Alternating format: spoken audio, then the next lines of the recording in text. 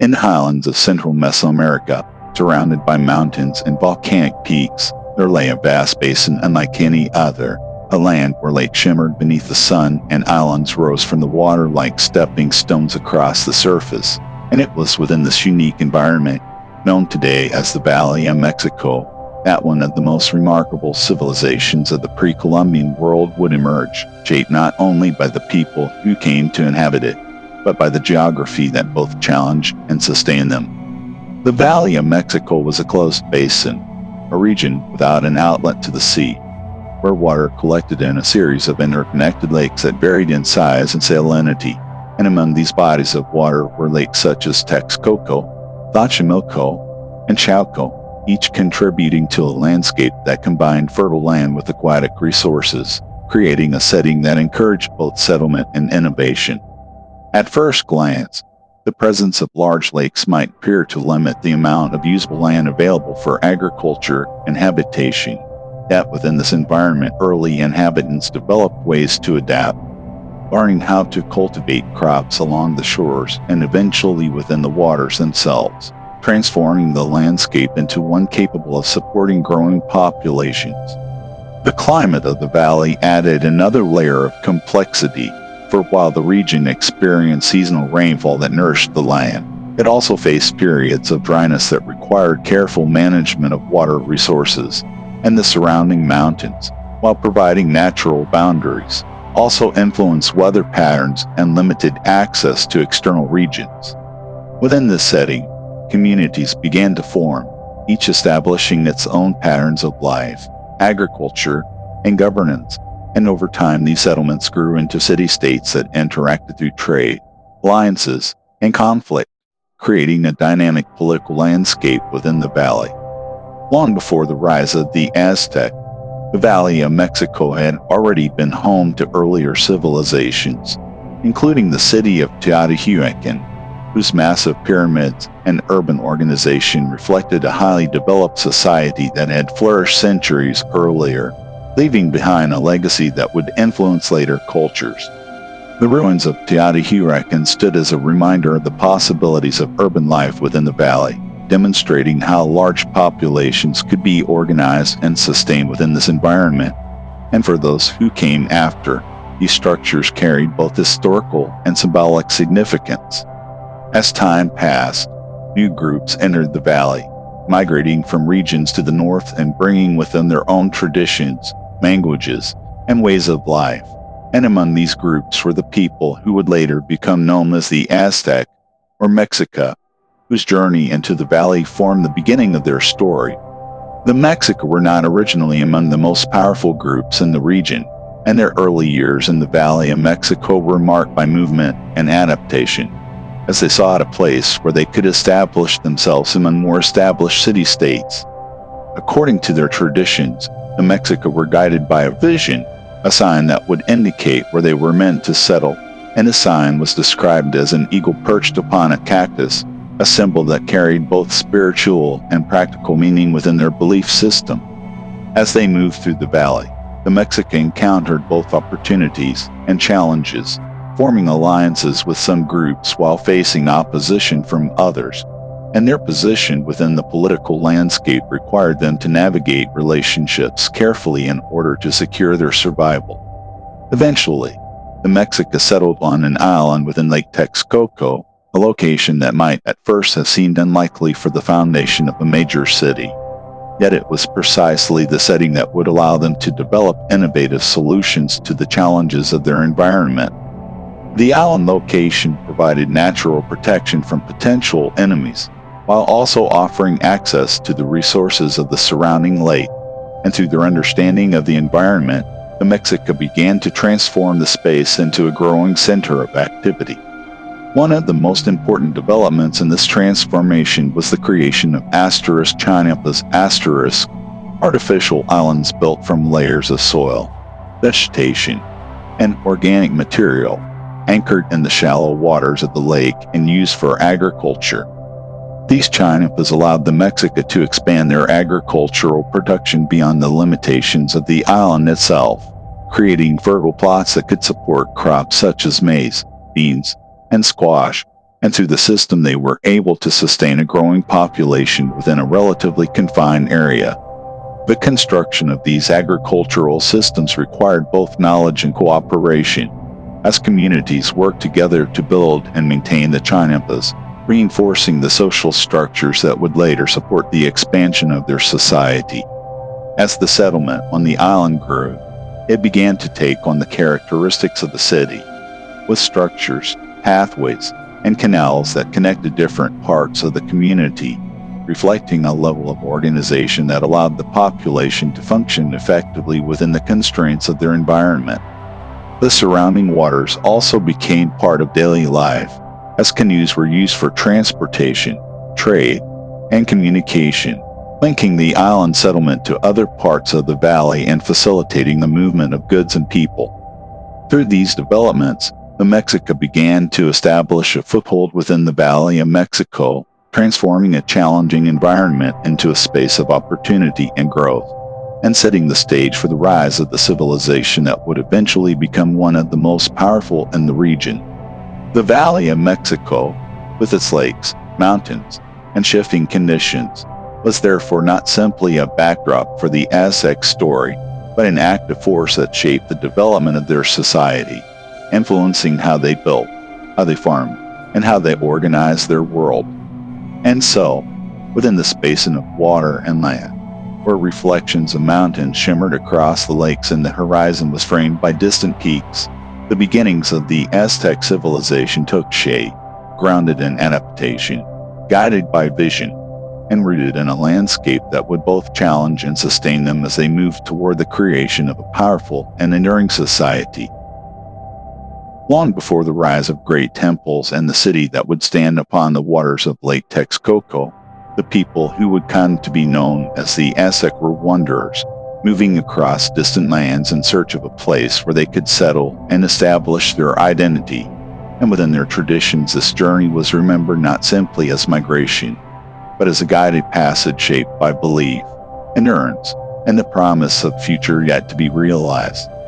According to their oral histories, the Mexica began their journey from a place known as Aztlan, a homeland described in symbolic terms as a place of origin rather than a precisely defined location,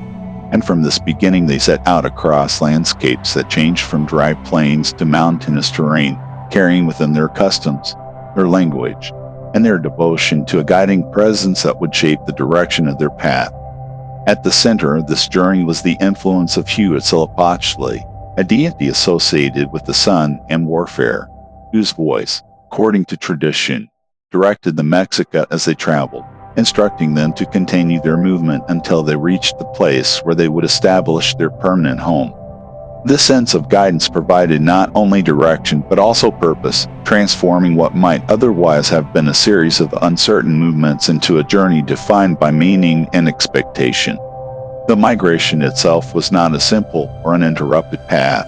for the Mexica encountered many challenges along the way, including unfamiliar environments, limited resources, and the presence of other groups who already occupied the regions through which they passed. In some areas, they formed temporary settlements, pausing to gather resources and rebuild their strength before continuing onward, while in others they were forced to move quickly, adapting to changing conditions and maintaining the cohesion of their group. These experiences shaped the Mexica identity, reinforcing values such as resilience, adaptability, and unity, qualities that would later become central to their success within the Valley of Mexico. As they moved southward, the Mexica came into contact with more established societies, groups that possessed their own systems of agriculture, governance, and cultural traditions. And within these encounters, the Mexica were sometimes viewed as outsiders, lacking the political influence and stability of the city-states that had already taken root in the region. This position placed them at a disadvantage, requiring them to navigate relationships carefully, often serving as laborers or warriors for more powerful groups in exchange for the opportunity to remain within certain areas. Despite these challenges, the Mexica gradually gained experience and knowledge from the societies they encountered, learning new agricultural techniques, forms of organization, and methods of interaction that would later contribute to the development of their own civilization. The journey also strengthened their internal structure, as leaders emerged who could guide the group through periods of uncertainty and maintain order during times of difficulty. Throughout this migration, the belief in a destined homeland remained central, and the symbol that would mark its discovery, an eagle perched upon a cactus, became a powerful image within Mexican tradition, representing both the fulfillment of their journey and the beginning of a new chapter in their history. When the Mexica finally entered the Valley of Mexico, they encountered a landscape already shaped by the presence of numerous city-states, each competing for influence and resources within the basin. And within this environment, the Mexica initially occupied a marginal position, settling in less desirable areas and continuing to serve more dominant groups. At times, their presence was met with hostility, leading to further movement within the valley as they sought a place where they could establish themselves without constant threat. Yet even within these constraints, the Mexica maintained their sense of purpose, continuing to search for the sign that would indicate the location of their future city. According to their traditions, this moment came when they saw the eagle perched upon a cactus growing from a rocky outcrop within the waters of Lake Texcoco, a site that fulfilled the prophecy and signaled that their long journey had reached its end. The location, though seemingly impractical due to its position within the lake, offered both protection and opportunity, and it was here that the Mexica began to build what would become their capital, a city that would rise from the water and grow into one of the most impressive urban centers of the ancient world. The migration of the Mexica therefore represents more than a movement from one place to another, for it is a story of transformation in which a group of people shaped by travel, challenge, and belief gradually became a society capable of adapting to new environments and building a future from the conditions they encountered. The experiences gained during this journey influenced the structure of their later civilization, informing their approaches to leadership, organization, and interaction with neighboring groups. And so, as the Mexica settled upon the island that would become their home, the long journey from Aztlan came to an end, not as a conclusion, but as the beginning of a new phase in which the lessons of the past would be applied to the creation of a city and an empire that would leave a lasting mark upon the history of Mesoamerica.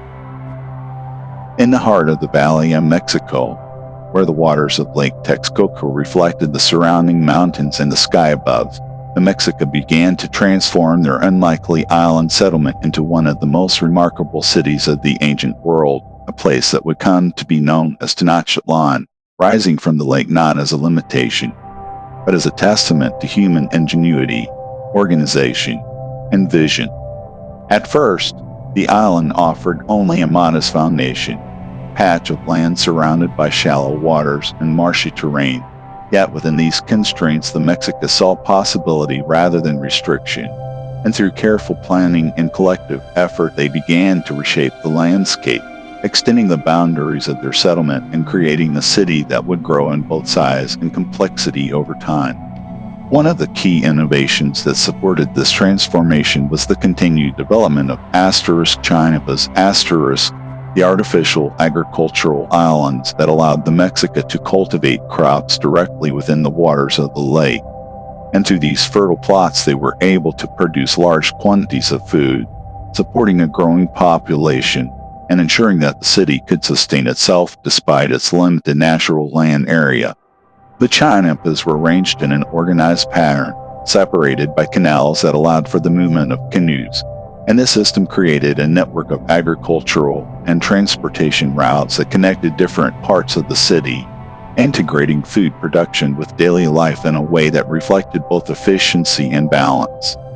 As Tenochtitlan expanded, its layout began to take on a structured form, with causeways linking the island to the mainland, providing access for people, goods, and communication, while also serving as defensive barriers that could be controlled in times of conflict. These causeways were carefully constructed to withstand the conditions of the lake, and along them moved traders, farmers, and travelers who contributed to the life of the city. Within the city itself, canals served as streets, allowing canoes to move through neighborhoods and marketplaces, creating a dynamic environment in which water and land were equally important in shaping the flow of daily activity. The architecture of Tenochtitlan reflected both practicality and symbolism, with buildings constructed from stone and other materials that provided durability and structure, and at the center of the city rose ceremonial and religious complexes that emphasized the importance of belief within Mexica society.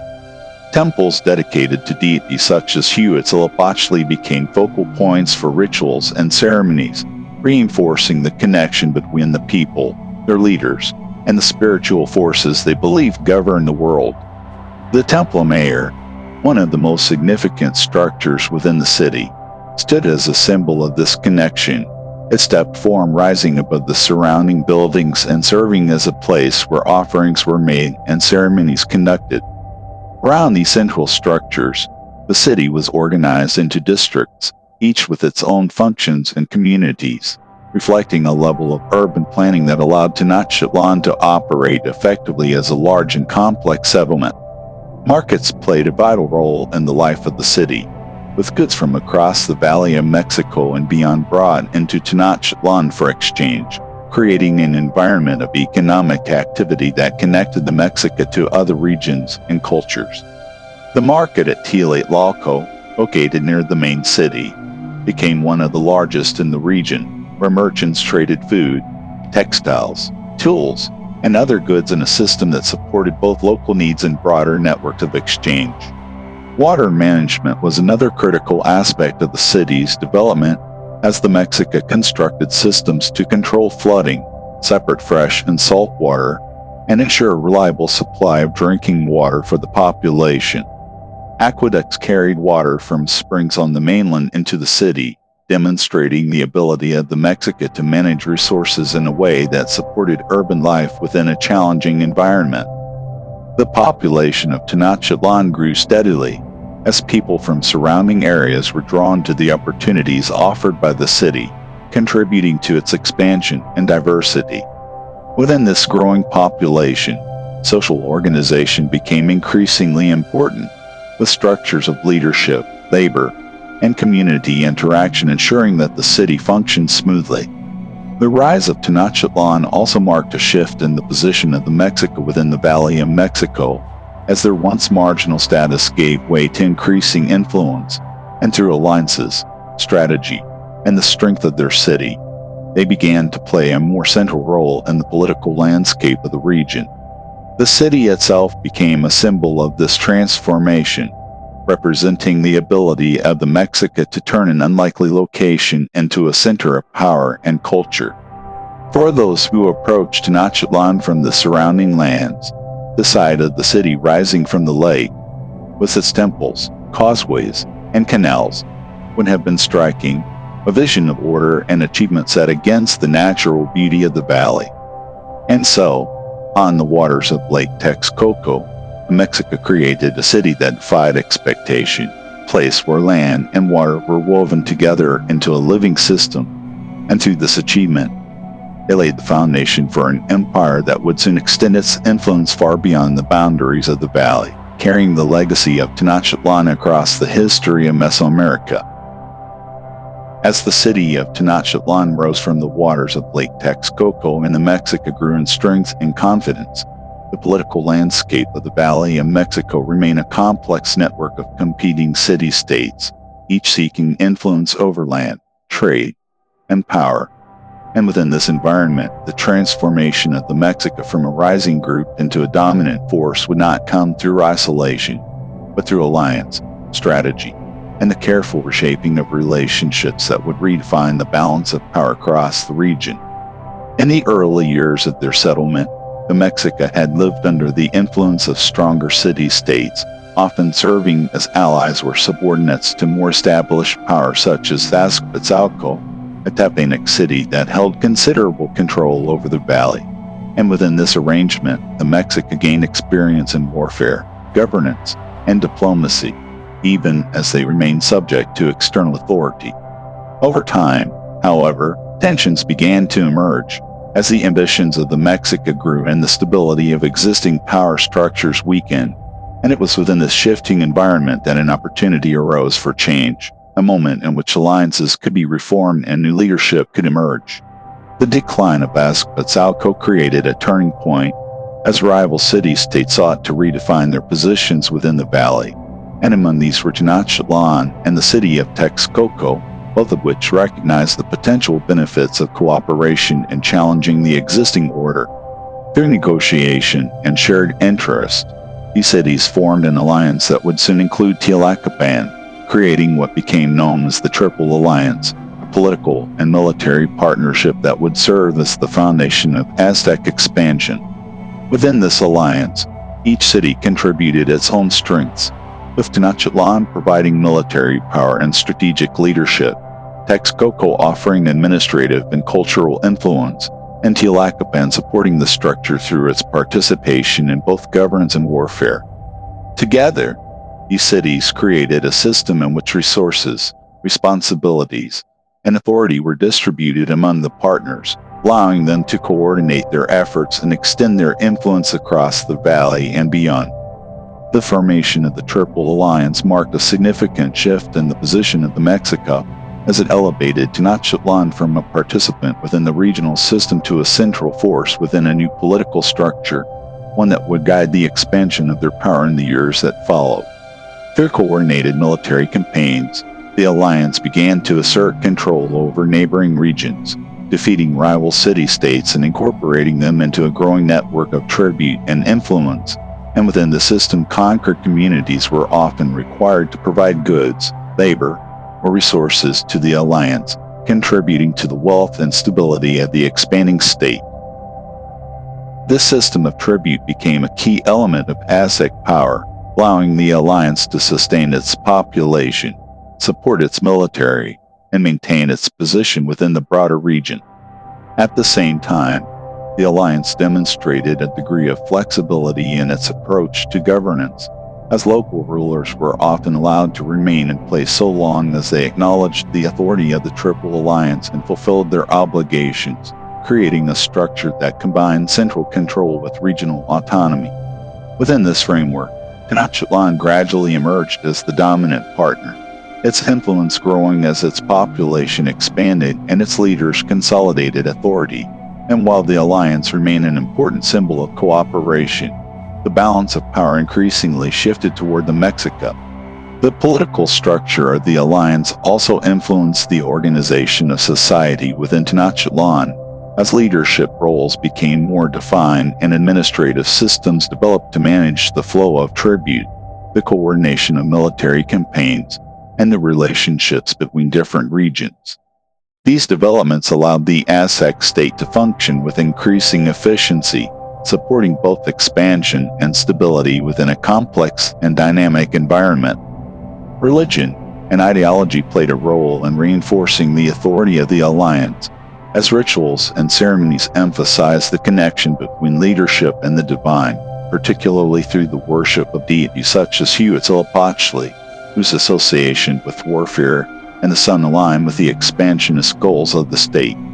Through these beliefs, the activities of the alliance were framed not only as political actions but as part of a larger cosmic order, strengthening the unity of the population and the legitimacy of their leaders. The success of the Triple Alliance allowed the Aztec civilization to extend its reach far beyond the Valley of Mexico, influencing regions across Mesoamerica and establishing a network of connections that would define the structure of the empire. Yet this expansion also brought new challenges, as the management of distant territories required careful coordination, communication, and the maintenance of relationships between diverse communities. The foundation established by the Triple Alliance would therefore serve as both a source of strength and a framework that would shape the future of the Aztec Empire, influencing how it grew, how it governed, and how it responded to the complexities of an expanding world. And so, within the waters of Lake Texcoco and across the valleys and mountains of central Mexico, the formation of the Triple Alliance marked the beginning of a new era, one in which the Mexica, once newcomers to the region, became central figures in a powerful and interconnected system that would leave a lasting mark upon the history of Mesoamerica. As the influence of the Aztec state expanded across the Valley of Mexico and beyond, guided by the strength of the Triple Alliance and the growing dominance of Tenochtitlan, a system began to take shape that would sustain the empire's growth and define its structure. A system built not on centralized ownership of all land, but on the flow of goods, labor, and resources from many regions into a network that supported both the state and its people. And at the center of this system was the concept of tribute. The expansion of Aztec influence brought many communities under the authority of the alliance, and rather than replacing local governance entirely, the Aztec often required these regions to provide regular contributions, goods that reflected the resources and skills of each area, creating a system in which diversity across the empire became a source of strength. These tribute goods varied widely, including agricultural products such as maize, beans, and cacao, as well as textiles, feathers, pottery, and crafted items that reflected the cultural traditions of different regions. And through this flow of resources, the Aztec state was able to sustain its population and support its growing political and ceremonial structures. The organization of tribute required careful administration, as officials were responsible for tracking the obligations of each region, ensuring that goods were delivered on time and in the expected quantities, and this process created a structured network that connected distant communities to the center of power. Within Tenochtitlan, tribute goods were stored, distributed, and used to support various aspects of life, including the maintenance of temples, the provisioning of the military, and the support of the elite who governed the state. This system allowed the city to function as both a political and economic center, where resources from across the empire converged and were redistributed according to the needs of the society. The role of tribute extended beyond practical needs, for it also carried symbolic significance, representing the acknowledgement of Aztec authority by the regions that provided these goods, and in this way, the act of giving tribute reinforced the political relationships that sustained the empire. Communities that fulfilled their obligations were often allowed to maintain their local customs and leadership structures, while those that resisted could face military action, reflecting the balance between cooperation and enforcement that characterized Aztec expansion. This system of tribute also supported the development of markets, where goods from different regions were exchanged and distributed, creating a dynamic environment of economic activity that connected the Aztec to a wider network of trade. Markets such as those in Tlatelolco became centers where merchants gathered to exchange goods, negotiate prices, and interact with people from various parts of the empire, contributing to the flow of information and cultural exchange. Within this environment, merchants known as Pacheca played an important role, traveling long distances to acquire goods and acting as both traders and observers, bringing back not only products but also knowledge about distant regions. Their activities contributed to the expansion of the Aztec economy and provided valuable insights that could influence political and military decisions. The distribution of tribute goods also supported social structures within the Aztec world, as resources were allocated to different groups according to their roles within society, reinforcing hierarchies while ensuring that the needs of the population were met. Elite classes, including nobles and priests, received goods that reflected their status, while common people benefited from the availability of food and materials that sustained daily life. This balance between hierarchy and distribution allowed the Aztec state to maintain stability, even as it expanded across a diverse and sometimes challenging landscape. Agriculture remained the foundation upon which the system was built, with chinipas and other farming methods ensuring a steady supply of food that could support both the population and the demands of tribute. The integration of local production with regional contributions created a system in which resources flowed continuously through the empire, connecting distant communities to the center of power. At the same time, the reliance on tribute created dependencies that required careful management,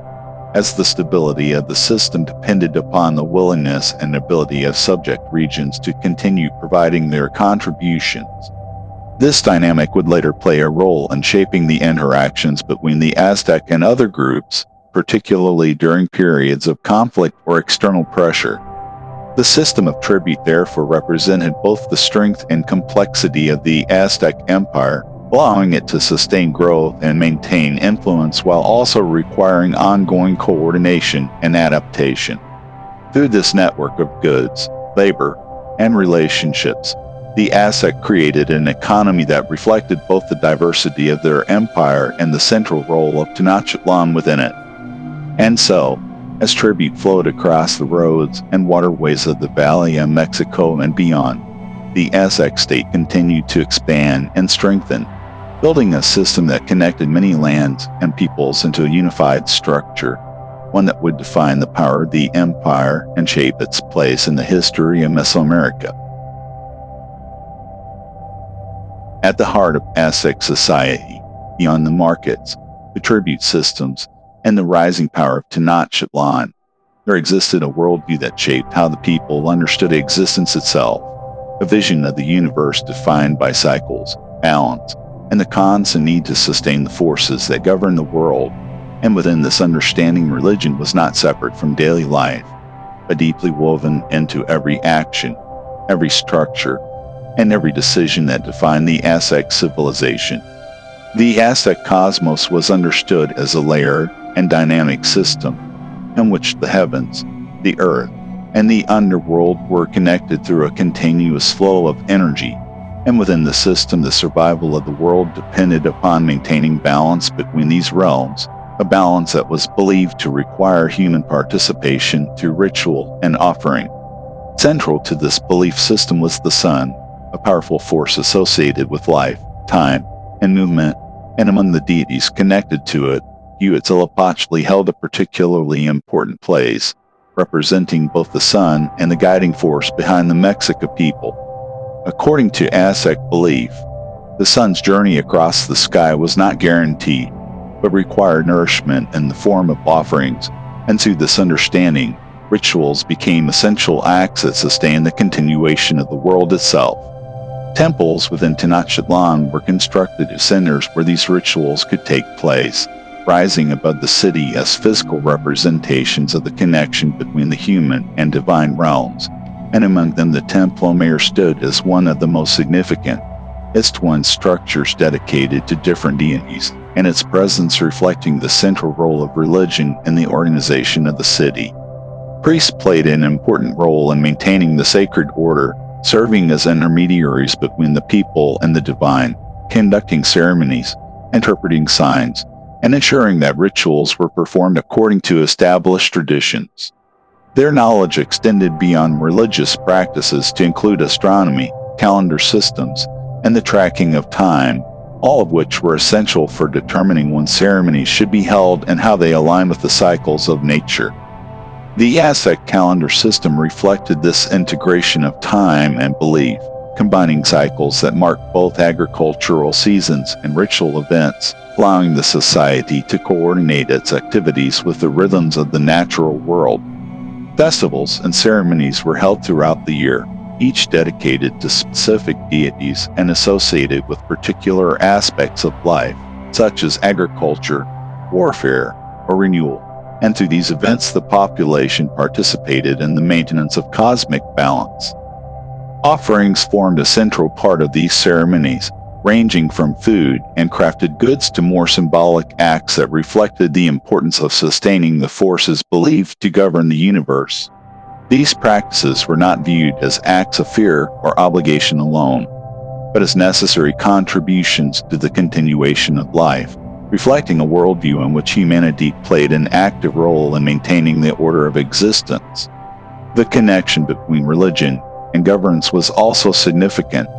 as rulers were seen not only as political leaders but as figures whose authority was linked to their ability to uphold the sacred order, and through their participation in rituals they reinforced their role within both the earthly and divine structures of society. This integration of belief and power strengthened the unity of the Aztec state, creating a shared framework through which people understood their place within the world. The sacred landscape extended beyond the city, as natural features such as mountains, springs, and caves were also regarded as important sites connected to the spiritual realm, and these locations became places of pilgrimage and ritual, further reinforcing the connection between the environment and belief. Education within Aztec society included the transmission of religious knowledge, with young members of the community learning about the deities, the calendar, and the rituals that define their culture, ensuring that these traditions were preserved across generations.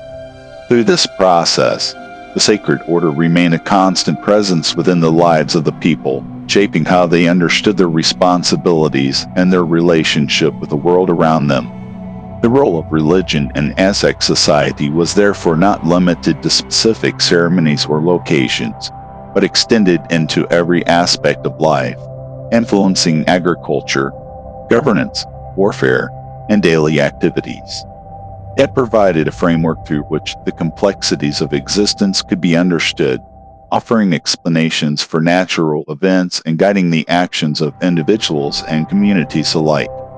And so, within the temples of Tenochtitlan and across the landscapes of the Valley of Mexico, the Sacred Order of the Aztec world continued to guide the rhythms of life, creating a civilization in which belief, structure, and environment were inseparably connected, and where the balance of the universe was seen not as a distant concept, but as something sustained through the actions of the people themselves. As the Aztec state grew in power and influence across the Valley of Mexico and beyond, supported by systems of tribute, governance, and belief,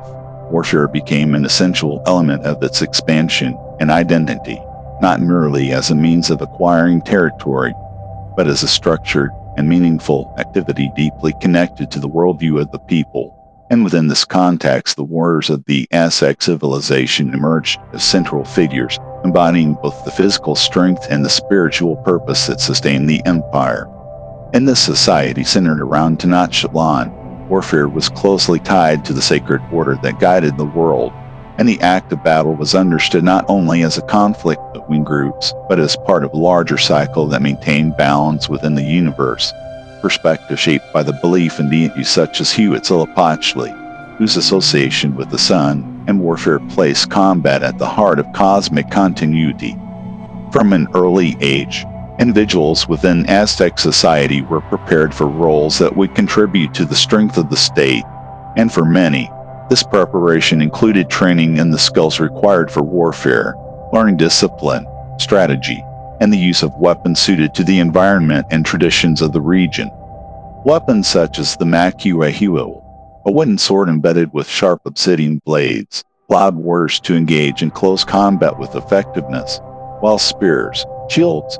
and other tools provided versatility in battle, reflecting a system of warfare adapted to both terrain and tactical needs. The organization of the Aztec military was structured and hierarchical, with different ranks and groups distinguished by experience, achievement, and status, and among these were elite warrior societies, including the Eagle and Jaguar warriors, whose roles combined martial skill with symbolic significance, representing strength, courage, and connection to the natural and spiritual world. These elite warriors wore distinctive attire that reflected their status, incorporating elements that symbolized their achievements and their place within the social structure, and through these visual markers they became recognizable figures within both the battlefield and the broader society. Warfare served multiple purposes within the Aztec world, including the expansion of influence, the enforcement of tribute systems, and the maintenance of political relationships between different regions. And through organized campaigns, the Aztec were able to extend their reach across Mesoamerica, incorporating new communities into their network of power. At the same time, certain forms of conflict, often referred to as flower wars, were conducted with specific objectives that went beyond territorial gain, reflecting the integration of warfare with ritual and belief. And within these encounters, the capture of opponents held particular importance, as it was connected to ceremonial practices that reinforced the sacred order. The training of warriors emphasized not only physical ability but also discipline and adherence to the values of the society, ensuring that those who participated in battle acted in ways that supported both the practical and symbolic aspects of warfare. Victory in battle brought recognition and advancement within the social hierarchy, allowing individuals to rise in status through demonstrated skill and achievement, and the system created incentives that encouraged participation and excellence within the military structure.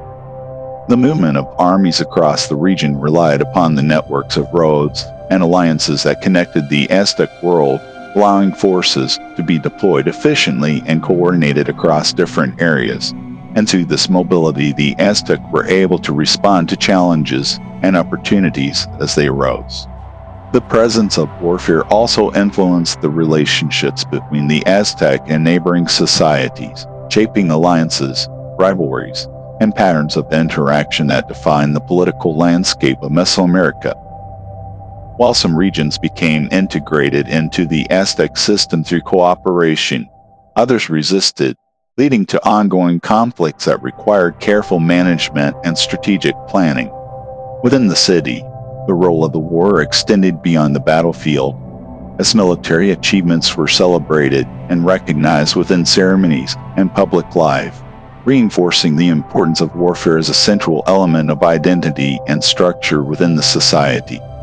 The connection between warfare and belief also meant that the actions of warriors were seen as contributing to the continuation of the world, linking their efforts to the cycles of the sun and the balance of the cosmos.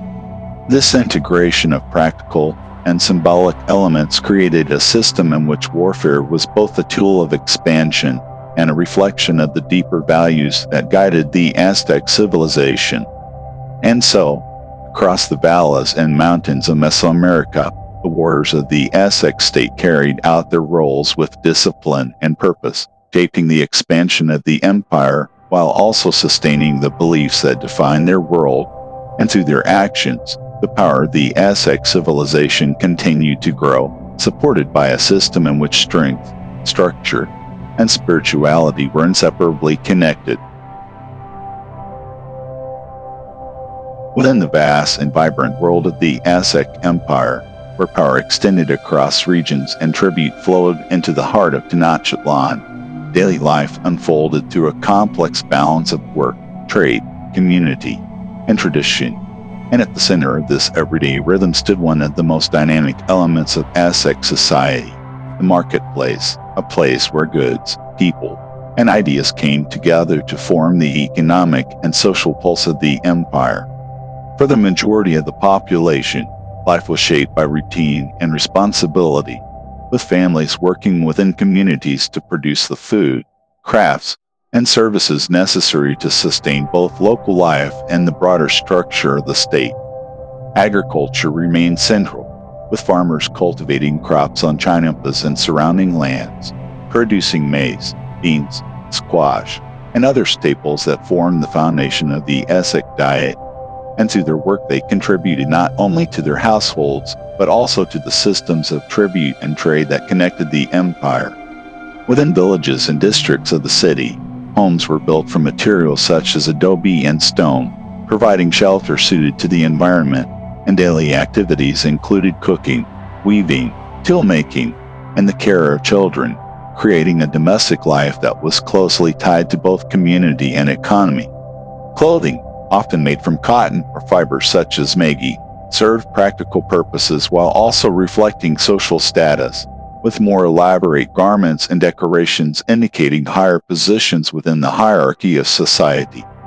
Yet it was within the marketplaces that the diversity and energy of Aztec life became most visible, for these spaces brought together people from different regions, each contributing goods that reflected the resources and skills of their communities.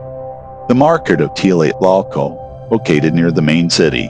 was among the largest and most organized in the region, where merchants and traders gathered daily to exchange goods in an environment that was both structured and lively.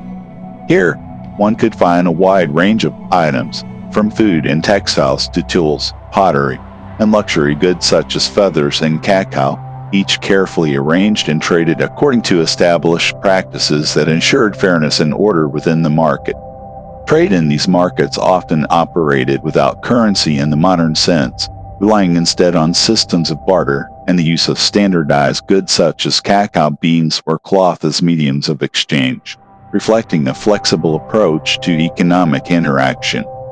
Merchants known as Pacheco played a significant role in the system, traveling long distances to acquire goods from distant regions and bringing them back to the markets of Tenochtitlan. And through their journeys they also gathered information about other lands, contributing to the knowledge and strategy of the Aztec state.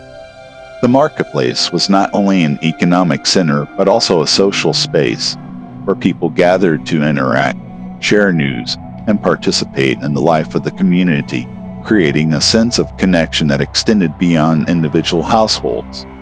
Officials oversaw the functioning of the markets, ensuring that transactions were conducted fairly and that disputes were resolved according to established rules, maintaining order within an environment that could otherwise become chaotic due to its size and activity. Education and social structure also influenced daily life, as children were raised within systems that prepared them for their roles in society, with schools such as the *Conacac* and *Topachcali* providing training in areas ranging from religious knowledge to practical skills and military preparation. These institutions reinforced the values and organization of Aztec society, ensuring that each generation was equipped to contribute to the functioning of the state. Religion remained intertwined with daily life, with rituals and offerings performed regularly within homes and communities, reflecting the belief that the actions of individuals contributed to the balance of the world. Festivals and ceremonies brought people together, creating moments of shared experience that reinforced cultural identity and the connection between the people and their environment. The integration of work, trade, and belief created a society in which daily life was both structured and dynamic, allowing individuals to participate in a system that connected local communities to the broader empire. Through the marketplace, the Aztec world became a network of exchange, where goods, ideas, and relationships flowed across regions, supporting the growth and stability of the civilization. And so, within the bustling markets and the quiet routines of daily life, the Aztec Empire sustained itself through the efforts of its people, creating a world in which every activity, from farming to trading, contributed to the strength and continuity of a society that thrived upon both organization and interaction. At the height of Aztec power, the city of Tenochtitlan stood not only as a center of governance but as a symbol of achievement, organization, and vision. A city rising from the waters of Lake Texcoco that embodied the strength of an empire and the ingenuity of people who had transformed their environment into one of the most remarkable urban landscapes of the ancient world. For those who approached Tenochtitlan from the surrounding lands, the city would have appeared as a striking sight, its temples rising above the horizon, its causeway stretching across the water, and its canals weaving through districts filled with activity, creating a scene that reflected both order and vitality. At the center of the city stood the ceremonial district, a space defined by monumental architecture and religious significance, where temples, plazas, and administrative buildings were arranged to reflect the importance of both governance and belief within Aztec society. Among these structures, the Temple of Mayor rose prominently, its step form symbolizing the connection between the earth and the heavens, and serving as a focal point for rituals that reinforced the spiritual foundations of the empire. Surrounding the central area were districts organized according to function and community, with neighborhoods that housed artisans, merchants, farmers, and nobles, each contributing to the life of the city while maintaining their roles within the broader social structure. The canals that ran through Tenochtitlan served as vital pathways, allowing canoes to move goods and people efficiently across the city, and these waterways were complemented by streets and causeways that connected the island to the mainland, creating a network that supported both daily life and long-distance interaction. Water management remained a critical aspect of the city's functioning, as systems were developed to control flooding, separate fresh and salt water, and ensure a steady supply of drinking water for the population, reflecting the careful planning that underpinned urban life in such a unique environment. The population of Tenochtitlan grew to include tens of thousands of inhabitants, making it one of the largest cities of its time.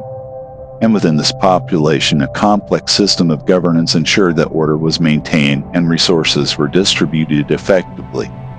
Leadership within the city was organized around the authority of the ruler and the support of nobles, priests, and officials who managed various aspects of administration, from tribute collection to legal matters, creating a structure that allowed the city to function as the heart of a vast empire. Markets, such as the one in nearby Tlatelolco, continued to play a central role in the economic life of the city, bringing together goods from across the empire and creating an environment of exchange that supported both local needs and broader connections. Education, religion, and social organization were all integrated into the life of the capital, with institutions that trained individuals for their roles within society and ceremonies that reinforced the shared beliefs that connected the population. The city also served as a center of culture where art, architecture, and craftsmanship flourished, reflecting both the resources available through the tribute system and the skills of the people who contributed to its development. The influence of Tenochtitlan extended far beyond its physical boundaries, as decisions made within the city affected regions across Mesoamerica, guiding the expansion and governance of the empire. Through its role as a capital, the city became a point of connection between different regions, linking diverse communities through systems of trade, tribute, and communication. The organization of the city reflected the broader structure of the Aztec Empire, with its emphasis on coordination, hierarchy, and the integration of different elements into a unified system. At the same time, the life within Tenochtitlan remained dynamic, shaped by the daily activities of its inhabitants and the interactions that took place within its markets, temples, and streets. The city's growth and complexity demonstrated the ability of the Aztec to create a thriving urban center within a challenging environment, combining engineering, planning, and social organization to sustain a large and active population. And so, rising from the waters of Lake Texcoco, Tenochtitlan stood as the heart of the Aztec Empire, a city that reflected both the achievements of its people and the systems that supported its existence. And within its walls and canals, the life of an empire unfolded, connecting the past, present, and future in a landscape shaped by vision and determination. At the height of its power, when the city of Tenochtitlan stood as one of the greatest urban centers of its time and the Aztec Empire extended its influence across much of Mesoamerica, the structure of the state appeared strong, supported by tribute, warfare, belief, and organization, and yet beneath the strength there existed tensions and complexities that would shape the events to come, for no empire, no matter how powerful, exists without challenges. And in the Aztec world, these challenges were beginning to gather at the edges of change. The expansion of the empire had brought many regions under Aztec control, creating a vast network of communities connected through tribute and governance. But the system, while effective, also placed demands upon those who were required to contribute resources, and in some areas this led to dissatisfaction, as local populations balanced their own needs with the obligations imposed by the state. These tensions did not always result in an open conflict, but they created conditions in which loyalty could shift, particularly in regions that had been incorporated through force rather than cooperation. And within this dynamic, the stability of the empire depended upon the continued ability of its leaders to manage relationships and maintain balance.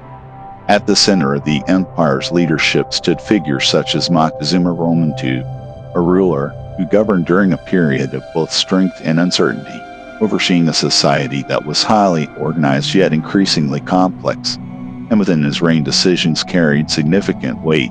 as they influenced not only the functioning of the capital, but also the relationships between the many regions that formed the empire.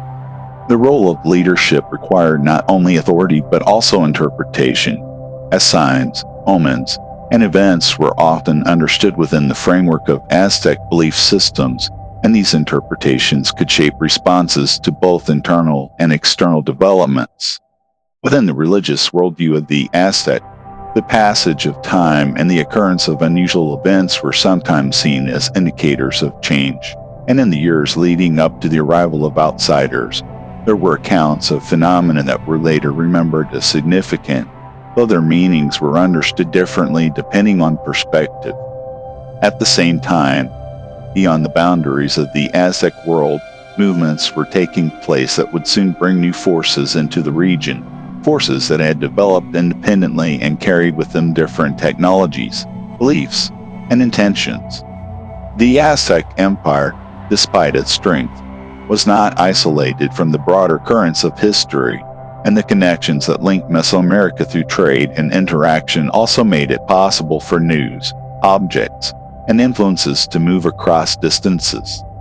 As reports of unfamiliar people and objects began to reach the edges of the empire, curiosity and uncertainty grew, for these accounts described elements that did not fit within the known patterns of the world, raising questions about how such encounters should be understood and addressed. Within Tenochtitlan, the structures of governance and society continued to function, markets remained active, ceremonies were conducted, and daily life proceeded according to established rhythms, yet beneath this continuity there was a sense that the conditions surrounding the empire were shifting. The strength of the Aztec state rested upon its ability to coordinate complex systems, manage relationships, and adapt to changing circumstances, and these abilities would soon be tested in ways that had not been encountered before. The position of the empire at this moment in time can be understood as one of both stability and vulnerability, for while its structures were strong, the factors that supported them were interconnected, and changes in one area could influence the balance of the whole. The interactions between regions, the demands of tribute, the interpretations of belief, and the actions of leadership all contributed to a dynamic environment in which the future was not fixed but shaped by the responses to unfolding events. As the Aztec world stood at this point of transition, the horizon began to carry signs of approaching change, not yet fully understood, but gradually moving closer. And within this moment, the story of the empire entered a phase in which its resilience, organization, and adaptability would be challenged in ways that would reshape its course. And so, within the city of Tenochtitlan and across the lands connected to it, the Aztec civilization stood at the edge of a new chapter, one defined not by the steady expansion of power, but by the arrival of forces that would bring encounter, transformation, and the unfolding of events that would alter the history of Mesoamerica. Across the eastern horizons of Mesoamerica, beyond the lands known to the Aztec and the waters that marked the limits of their world, a new presence began to move toward the shores, carried by ships unlike any seen before. And with them came a group of explorers and soldiers whose arrival would mark one of the most significant turning points in the history of the Aztec Empire. In the early 16th century, expeditions from Europe reached the coasts of what is now Mexico, and among those who led these journeys was Hernán Cortés, a figure whose actions would bring him into direct contact with the Aztec world at a time when the empire stood at both its height and its moment of greatest vulnerability. The arrival of the Spanish introduced elements that were unfamiliar to the people of Mesoamerica, including new forms of weaponry, armor, and animals such as horses, which altered the dynamics of encounter and created both curiosity and uncertainty among those who first witnessed them. As Cortés and his forces moved inland from the coast, they encountered various communities, some of which chose to resist while others formed alliances, influenced by their own relationships with the Aztec Empire and the opportunities or risks presented by these new arrivals. Among the most significant of these alliances were those formed with groups who had long been subject to Aztec authority and who saw in the Spanish a chance to shift the balance of power, and through these partnerships Cortés was able to gather support and resources as he advanced toward the heart of the empire. The movement of the Spanish into the interior was not a simple progression, for it involved negotiation, conflict, and adaptation as both sides sought to understand one another. And within this process, information traveled ahead of the advancing forces, reaching the capital of Tenochtitlan and shaping the responses of its leadership. At the center of these responses stood Moctezuma II, whose position required him to interpret the significance of these events within both political and spiritual frameworks, and whose decisions would influence the course of the encounter between the Aztec and the Spanish. When Cortés and his allies eventually approached Tenochtitlan, a meeting between the two worlds took place within a context of both diplomacy and tension. As representatives of different cultures, each with their own systems of belief and understanding, came face to face within the city that had risen from the waters of Lake Texcoco. Initial interactions included exchanges of gifts and gestures of communication, reflecting an attempt to establish relations. Yet beneath these actions there existed differing intentions and expectations that would soon lead to conflict. The presence of the Spanish within the city created a situation in which power and control became uncertain. As alliances shifted and tensions grew, and within this environment events unfolded rapidly, leading to moments of confrontation that altered the balance between the two sides.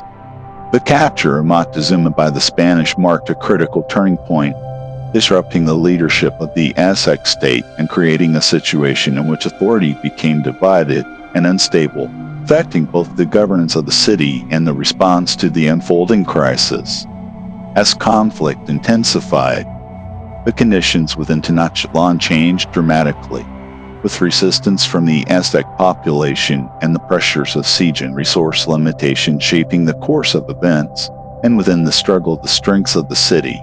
including its canals and causeways, became both assets and challenges. The impact of disease, introduced from outside the region, also played a significant role during this period, affecting the population and altering the capacity of the society to respond to the crisis, adding another layer of difficulty to an already complex situation. The encounter between the Aztec and the Spanish was therefore not defined by a single event, but by a series of interactions that combined diplomacy, alliance, conflict, and adaptation, each contributing to the unfolding transformation of the region. As the struggle for control of Tenochtitlan continued, the structures that had supported the Aztec Empire were placed under increasing strain, and the outcome of these events would reshape the political and cultural landscape of Mesoamerica. And so, as ships crossed distant waters and unfamiliar forces entered the Valley of Mexico, the Aztec world encountered a new reality, one that would challenge its systems, its leadership, and its understanding of the world, marking the beginning of the chapter defined by encounter, change, and the profound transformation of a civilization that had once stood as one of the greatest powers of its time. Across the waters of Lake Texcoco, where the great city of Tenochtitlan once stood as the heart of a vast and powerful empire, the final chapter of Aztec independence unfolded through a series of events that would bring an end to one of the most remarkable civilizations in Mesoamerica, not in a single moment, but through a gradual and intense struggle shaped by conflict, resistance, and transformation. Following the arrival of Hernán Cortés and his allied forces, the balance of power within the region had shifted, and what began as an encounter between two worlds had evolved into a sustained conflict centered around control of the Aztec capital, a city whose strength and organization now faced challenges unlike any it had encountered before. After earlier confrontations and the withdrawal of Spanish forces during a moment of intense resistance, Cortés regrouped, forming stronger alliances with groups who opposed Aztec rule, and with their support he prepared for a return to Tenochtitlan, this time with greater resources and a clear strategy. The siege of the city that followed was not a brief engagement, but a prolonged and complex campaign in which both sides sought to adapt to the conditions of the environment and the evolving nature of the conflict.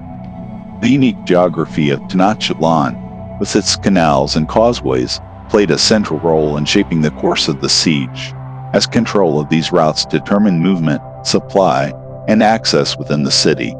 Spanish forces, supported by their allies, gradually advanced along the causeways, while also using brigantines, small ships constructed to navigate the waters of the lake, to gain control over the surrounding areas and limit the movement of resources into the city. Within Tenochtitlan, the Aztec population, now led by new leadership following the death of Moctezuma Roman II, organized resistance, defending their city through both strategy and determination, and despite the challenges they faced, they demonstrated resilience in their efforts to protect their home and maintain their independence. However, the conditions within the city became increasingly difficult as the siege disrupted access to food, water, and other essential resources, placing strain on the population and weakening their ability to sustain prolonged resistance. Disease, introduced during earlier encounters, continued to affect the inhabitants, reducing the number of those able to fight and contributing to the overall hardship experience within the city. The destruction of infrastructure, including causeways and buildings, further complicated the situation, as the physical environment of the city changed under the pressure of ongoing conflict. As the siege progressed, the Spanish and their allies gained greater control over key areas, gradually reducing the capacity of the Aztec to defend their positions, and within this shifting balance, the outcome of the conflict became increasingly clear. The final stages of the siege were marked by intense fighting within the city itself, as forces moved through its streets and canals, and the structures that had once symbolized the strength and organization of the Aztec Empire became the setting for its final struggle. In 1521, after months of resistance, Tenochtitlan fell, marking the end of Aztec rule as an independent power and the beginning of a new period in the history of the region, one shaped by the expansion of Spanish control and the introduction of new systems of governance and culture. The fall of the city did not mean the disappearance of the Aztec people, for their culture, traditions, and influence continued to exist and evolve within the changing landscape, carried forward by communities who adapted to new conditions while preserving elements of their identity. The transformation that followed the fall of Tenochtitlan reshaped the Valley of Mexico, as the city itself was rebuilt and incorporated into a new colonial framework, becoming the foundation for what would later develop into modern Mexico City. The story of the Aztec civilization therefore does not end solely with its fall, but continues through the legacy it left behind, visible in language, culture, and the enduring presence of its history within the region. And so, as the waters of Lake Texcoco witnessed the final moments of the great city that once rose from its surface, the Aztec Empire passed into history, not as a forgotten chapter, but as a lasting influence whose echoes remain in the landscapes and lives shaped by its existence, a reminder that even as empires rise and fall, their stories continue to endure across time.